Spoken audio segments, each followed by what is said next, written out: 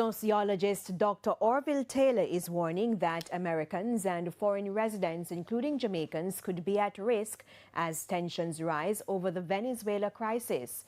Dr. Taylor weighed in on the escalating standoff between Venezuela and the United States. Shamela Pullen reports.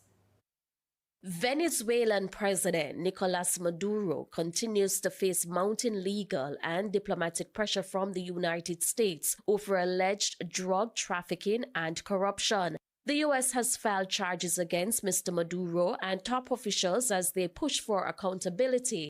But Caracas has condemned the actions as politically motivated. Sociologist Dr. Orville Taylor described the U.S. measures as extreme but not unusual, citing Washington's long history of interference in Central and South American affairs. If you look at history right through the 20th century, including some of the recriminating measures taken against Jamaica in the 1970s when we attempted to act independently, there is nothing that is taking place that is inconsistent with that pattern.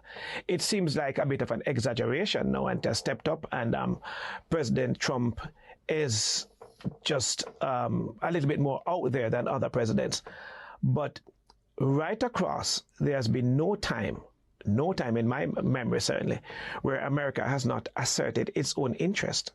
The response has been swift. Mexico has criticized U.S. pressure on Venezuela. Colombia has reinforced its border amid concerns over instability, and the UN Security Council has held emergency discussions on the humanitarian crisis affecting millions of Venezuelans. Dr. Taylor added that any attempt to influence control in Venezuela could face significant challenges. Trump has made statements about running the country from America. That's not going to happen. You could have an invasive invasion, full-scale invasion, where you try to take control of the resources. They tried it in Haiti and a number of places.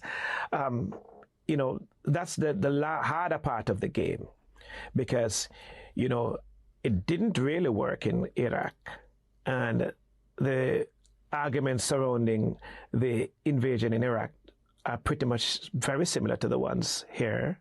Dr. Taylor further cautioned that the situation sends a complex message to global powers, including Russia, and could carry broader implications for Americans at home. In all of this, understand that we have the largest place where we have Jamaican citizens for us who are citizens of other countries is America.